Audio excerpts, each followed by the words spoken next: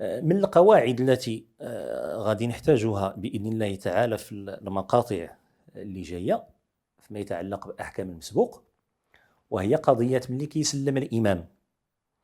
بعض الحالات المصلي خصو ينوض ويعاود يكبر باش ينوض للقيام، وأحيانا بمجرد ما كيسلم الإمام تينوض بلا تكبير. القاعدة هنا ما هي؟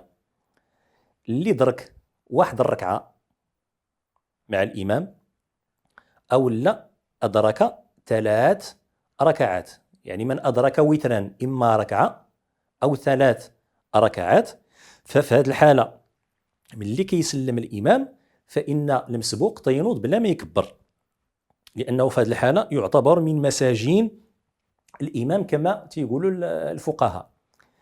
أما إلى درك الشفع بمعنى أدرك ركعتين أو أدرك فقط التشهد، ففي هذه الحالة حينما يسلم الإمام فإنه يقوم بالتكبير.